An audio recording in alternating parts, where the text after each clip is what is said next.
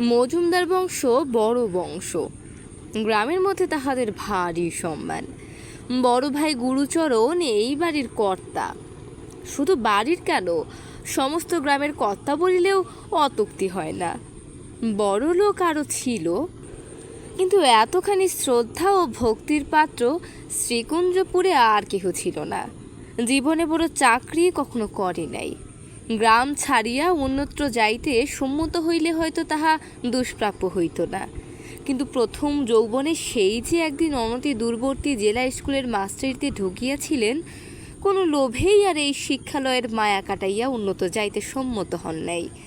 এখানে 30 টাকা বেতন 50 টাকা হইয়াছিল, এবং তাহারই অর্ধেক 25 টাকা পেনশনে বছর 3 হইল অবসর গ্রহণ করিয়াছেন।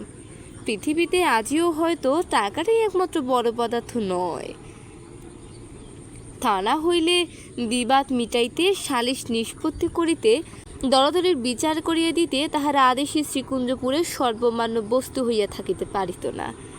তাহার অপরিসীম স্বধর্মনিষ্ঠা, চরিত্রের দৃঢ়তা এবং অবিচল সাধুতার সম্মুখে সকলেই সসম্ভ্রমে মাথা নত করিত। বয়স 60-এর কাছাকাছি।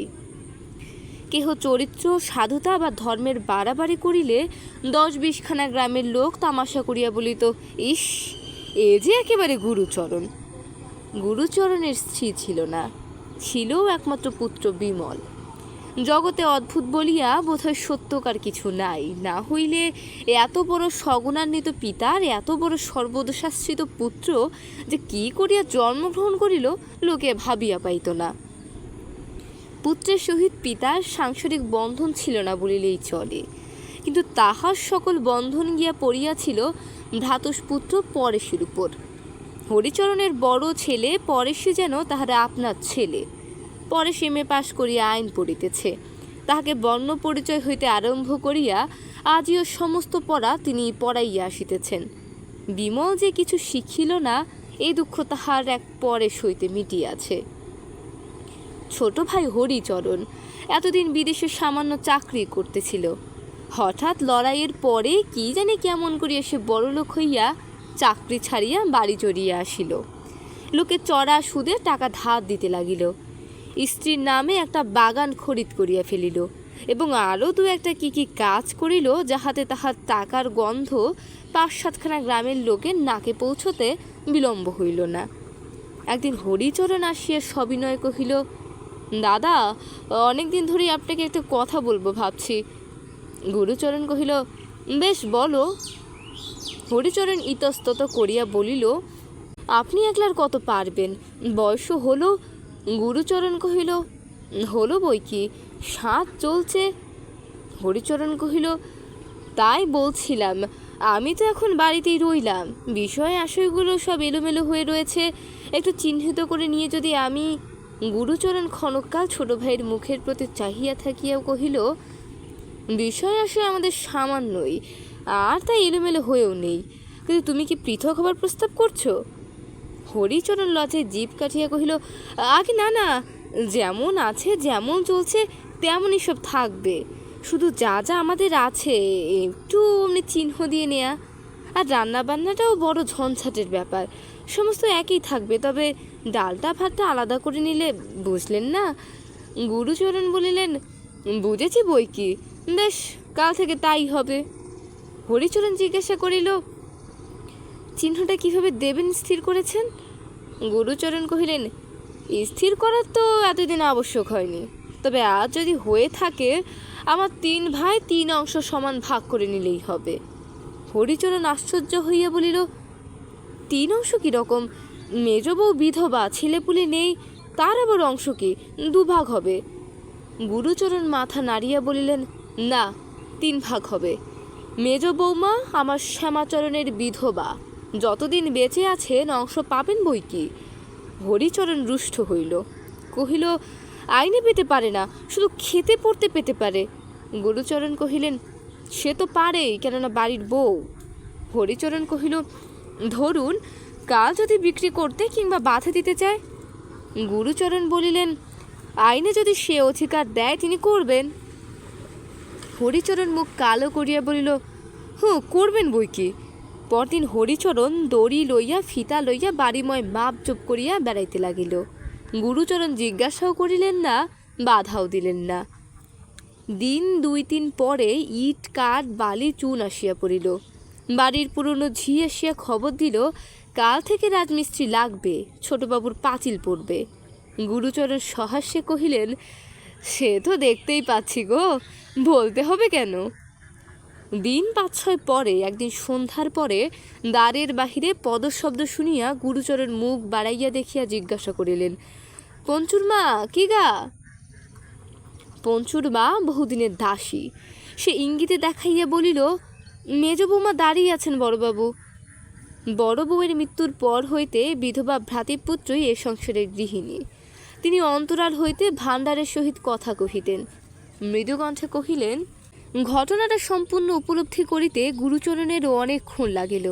তাহার পরেও তিনি মাটির মূর্তির মতো নির্বাক ও নিস্পন্দ থাকিয়া হঠাৎ প্রশ্ন করিলেন, হরিচরণ সত্যি সত্যি তোমার গায়ে হাত দিল বৌমা? পারলে? খানিক পরে জিজ্ঞাসা করিলেন, পরেশ বোধহয় শয্যাগত। পঞ্চুর মা কহিল, তা তো কিছুই হয়নি বড়বাবু, এই তো আজ সকালের গাড়িতে কলকাতা চলে গেল। হয়নি? তার বাপের কীর্তি সে তবে জেনে গেছে? পঞ্চুর মা কহিল, সমস্তই। গুরুচরণের পায়ের তলার মাটি পর্যন্ত যেন দুলিতে লাগিল। কহিলেন, বৌমা, এত বড় অপরাধের শাস্তি যদি তা না হয় তো এ বাড়ি থেকে বাস আমার উঠল। এখনো সময় আছে, আমি গাড়ি ডেকে আনছি। তোমাকে আদালতে গিয়ে নালিশ করতে হবে। আদালতে নালিশ করার নামে মেজ বউ চমকিয়া উঠিল। গুরুচরণ বলিলেন, গৃহস্থের বৌঝির পক্ষে কাজ সম্মানের নয় সে আমি জানি, কিন্তু এত বড় অপমান যদি মুখ বুজে সহ্য করো মা, ভগবান তোমার প্রতি নারাজ হবেন।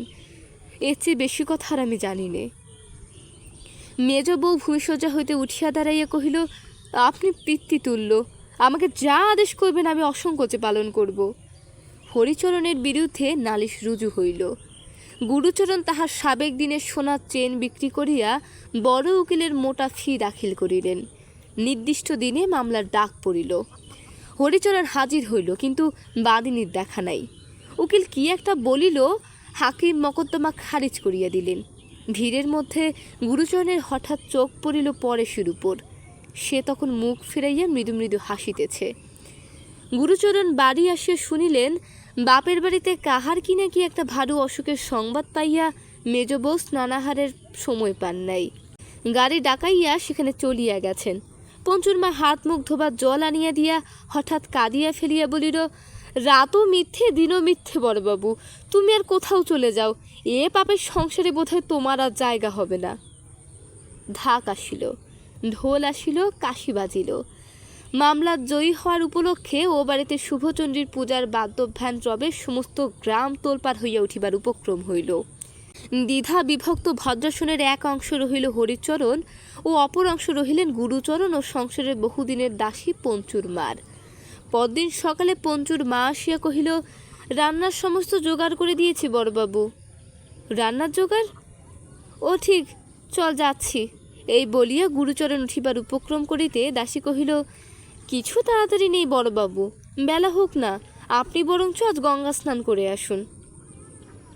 আচ্ছা তাই যাই বলিয়া গুরুচরণ নিমেষের মধ্যে গঙ্গা স্নানে যাইবার জন্য প্রস্তুত হইয়া দাঁড়াইলেন। তাহার কাজ বা কথার মধ্যে অসঙ্গতি কিছুই ছিল না। তবুও পঞ্চুর মার কেমন যেন ভারী খারাপ ঠেকিল। তাহার কেবলই মনে হইতে লাগিল, এই যেন সে বড়বাবু নয়। পঞ্চুর মা বাড়ির ভিতরে আসিয়া চেঁচাইয়া বলিতে লাগিল, কখনো ভালো হবে না, কখনো না, শাস্তি ভগবান দেবেনই দেবেন। কাহার ভালো হইবে না, কাহাকে তিনি শাস্তি দেবেনই দেবেন ঠিক বুঝা গেল না, কিন্তু ছোটোর তরফ হইতে এ লইয়া বিবাদ করিতে সেদিন কেহই উদ্যত হইল না। এমন করিয়া দিন কাটিতে লাগিল। গুরুচরণের একমাত্র সন্তান বিমলচন্দ্র যে সুসন্তান নহে, পিতা তাহা ভালো করিয়াই জানিতেন। মাস কয়েক পূর্বে ঘণ্টা কয়েকের জন্য একবার সে বাড়ি আসিয়াছিল, আর তাহার দেখা নাই। সেবার একটা ব্যাগের মধ্যে সে গোপনে কি কতগুলো রাখিয়া যায়। চলিয়া গেলে গুরুচরণ পরেশকে ডাকিয়া কহিয়াছিলেন, দেখো তো বাবা, কি আছে ওর মধ্যে। পরেশ পরীক্ষা করিয়া দেখিয়া বলিয়াছিল, কতগুলো কাগজপত্র, বোধহয় দলিল টলিল হবে। জ্যাঠামশাই, এগুলো পুড়িয়ে ফেলি। গুরুচরণ বলিয়েছিলেন, যদি দরকারি দলিল হয়। পরেশ কহিয়াছিল, দরকারি তো বটেই, কিন্তু বিমলদার পক্ষে বোধ হয় অদরকারি। বিপদ কাজ কি ঘরে রেখে? গুরুচরণ আপত্তি করিয়া বলিয়াছিলেন, না জেনে নষ্ট করা যায় না পরেশ, কারো সর্বনাশ হয়ে যেতে পারে। ওগুলো তুই কোথাও লুকিয়ে রেখে দিকে বাবা, পরে যা হয় করা যাবে। এই ঘটনা আর তার মনে ছিল না। আজ সকালে গঙ্গা স্নান করিয়া আসিয়া রাঁধিতে যাইতেছিল, অচমকাত সে ব্যাগ হাতে পরে হরিচরণ, গ্রামের জন কয়েক ভদ্র ব্যক্তি এবং পুলিশের দারোগা কনস্টেবলের দল আসিয়া উপস্থিত হইল। ঘটনাটা সংক্ষেপে এই যে, বিমল ডাকাতির আসামি, সম্প্রতি ফেরার। খবরের কাগজে খবর পাইয়া পরেশ পুলিশের গোচর করিয়াছে। ব্যাগটা এতদিন তাহার কাছেই ছিল। বিমল মন্দ ছেলে, সে মদ খায়, আনুষঙ্গিক দোষও আছে। কলিকাতায় থাকিয়া কি একটা সামান্য চাকরি করিয়া সে এইসব করে, কিন্তু সে ডাকাতি করিতে পারে এ সংশয় পিতার মনের মধ্যে কখনো স্বপ্নে উদয় হয় নাই। কিছুক্ষণ নির্নিমেষ দৃষ্টিতে পরেশের মুখের প্রতি গুরুচরণ চাহিয়া রহিলেন। তাহার পরে সেই নিষ্প্রভ অপলক দুই চোখের কোণ বাহিয়া ঝরঝর করিয়া জল গড়াইয়া পড়িল। বলিলেন, সমস্তই সত্যি, পরেশ একটা কথাও মিছে বলেনি। দারোগা আরও গোটা 2-3 কথা জিজ্ঞাসা করিয়া তাহাকে ছুটি দিল। যাবার সময় লোকটা হঠাৎ হেঁট হইয়া গুরুচরণের পায়ের ধুলা লইয়া বলিল, আপনি বয়সে বড় ব্রাহ্মণ, আমার অপরাধ নেবেন না। এত বড় দুঃখের কাজ আমি আর কখনো করিনি। আরও মাস কয়েক পরে খবর আসিল, বিমলের 7 বৎসর জেল হইয়াছে। আবার ঢাক ঢোল ও কাশী সহযোগে শুভচণ্ডীর সমারোহে পূজার আয়োজন হইতেছিল। পরেশ বাধা দিয়ে কহিল, বাবা, এসব থাক। কেন? পরেশ কহিল, আমি সইতে পারবো না। তাহার বাবা বলিলেন, বেশ তো, সইতে না পারো আজকের দিনটা কলিকাতায় বেরিয়ে এসোগে। জন্মদাতার পূজ্য, ধর্মে কর্মে বাধা দিও না। বলা বাহুল্য, ধর্মে কর্মে বাধা পড়িল না। 10 দশেক পরে একদিন সকালে গুরুচরণের ঘরের দিকে আচমকাত একটা হাঁকাহাঁকি চেঁচামেচির শব্দ উঠিল। খানিক পরে গয়লা মেয়ে কাঁদিতে কাঁদিতে আসিয়া উপস্থিত হইল। তাহার নাক দিয়ে রক্ত পড়িতেছে। হরিচরণ ব্যস্ত হইয়া জিজ্ঞাসা করিলেন, রক্ত কিশোর মুখ্যদা, ব্যাপার কি? কান্নার শব্দে বাড়ির সকলে আসিয়াই পৌঁছিলেন। মুখ্যদা বলিল, দুধে জল দিয়েছি বলে বড়বাবু লাথি মেরে আমায় গর্তে ফেলে দিয়েছেন। হরিচরণ কহিল, কে দাদা? যা। পরেশ কহিল, জ্যাঠামশাই, মিথ্যে কথা। ছোটগিন্নি বলিলেন, বর ঠাকুর দিয়েছেন মেয়ে মানুষের গায়ে হাত? তুই কি স্বপ্ন দেখছিস গয়লা মেয়ে? সে গায়ের কাদামাটি দেখাইয়া ঠাকুর দেবতা দিব্যি করিয়া বলিল, ঘটনা সত্য। ইঞ্জেকশনের কৃপায় প্রাচীর তোলা বন্ধ হইয়াছিল বটে, কিন্তু উঠোনের গর্তগুলো তেমনি ছিল, বুঝান হয় নাই। গুরুচরণ রাথি মারায় ইহার মধ্যে মোক্ষদা পড়িয়া গিয়ে আহত হইয়াছে। হরিচরণ কহিল, চল, আমার সঙ্গে নালিশ করে দিবি। গৃহিণী কহিলেন, কি যে অসম্ভব বলো তুমি, বর ঠাকুর মেয়ে মানুষের গায়ে হাত দেবেন কি? মিছে কথা। পরেশ স্তব্ধ হইয়া দাঁড়াইয়া রহিল, একটা কথাও বলল না। হরিচরণ কহিল, নিচে হয় ফেসে যাবে, কিন্তু দাদার মুখ দিয়ে তো আর মিথ্যে বার হবে না, মেরে থাকেন শাস্তি হবে। যুক্তি শুনিয়া গৃহিণীর সুবুদ্ধি আসিল। কহিলেন, সে ঠিক, নিয়ে গিয়ে নালিশ করিয়েই দাও, ঠিক সাজা হয়ে যাবে। হইলও তাই। দাদার মুখ দিয়ে মিথ্যা বাহির হইল না। আদালতের বিচারে তাহার 10 টাকা জরিমানা হইয়া গেল। এবার শুভচণ্ডীর পূজা হইল না বটে, কিন্তু পরদিন দেখা গেল কতকগুলো ছেলে দল পাকাইয়া গুরুচরণের পিছনে পিছনে হৈ হৈ করিয়া চলিয়াছে। গয়লানি মারার গানও একটা ইতিমধ্যে তৈরি হইয়া গিয়াছে। রাত্রি বোধ হয় তখন 8টা হইবে। হরিচরণের বৈঠকখানা গম গম করিতেছে। গ্রামের মুরব্বীরা আজকাল এইখানেই আসিতে আরম্ভ করিয়াছেন। অচম্পাত একজন আসিয়া বড় একটা মজার খবর দিল। কামারদের বাড়ির ছেলেরা বিশ্বকর্মা পুজো উপলক্ষে কলিকাতা হইতে জন 2 খ্যাম টানাইয়াছে। তাহারই নাচের মজলিসে বসিয়া গুরুচরণ। হরিচরণ হাসিয়া লুটাইয়া পড়িয়া কহিল, পাগল পাগল, কথা শুনো একবার, দাদা গেছে খ্যামটার নাচ দেখতে। কোনগুলির আড্ডা থেকে আসা হচ্ছে অবিনাশ? অবিনাশ মায়েরই দিব্যি করিয়া বলিল, সে স্বচক্ষে দেখিয়া আসিয়াছে। একজন ছুটিয়া চলিয়া গেল সঠিক সংবাদ আনিতে। মিনিট 10 পরে ফিরিয়া আসিয়া জানাইল, সে খবর সর্বাংশেই সত্য। আর শুধু নাচ দেখাই নয়, রুমালে বাঁধিয়া পেলা দিতেও সে এই মাত্র নিজের চোখে দেখিয়া আসিল। একটা হইচই উঠিল। কেহ বলিল এমন যে একদিন ঘটিবে তাহা জানা ছিল। কেহ কহিল যেদিন বিনা দোষে স্ত্রীলোকের গায়ে হাত দিয়েছে সেদিনই সব বোঝা গেছে।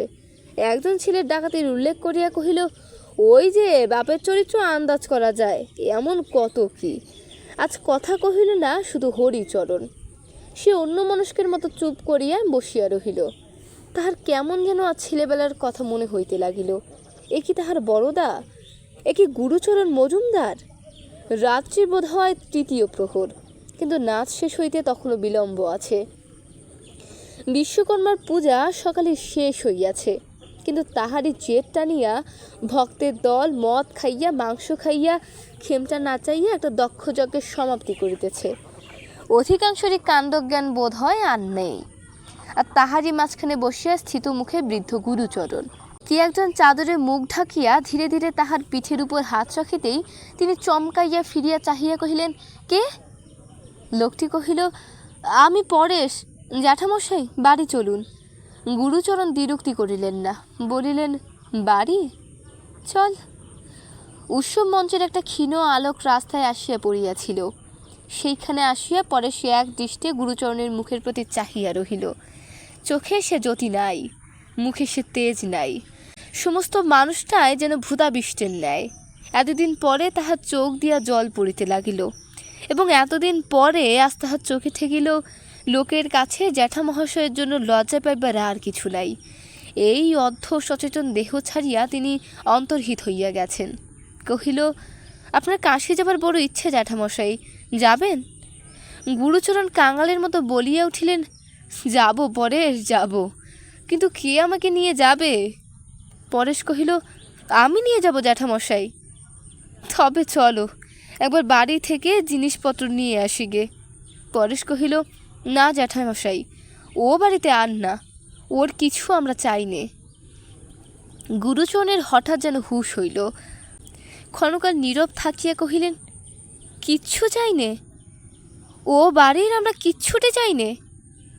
পরেশ চোখ মুছিয়া বলিল, না জ্যাঠামশাই, কিচ্ছুটি চাই নে, ওসব নেবার অনেক লোক আছে, চলুন।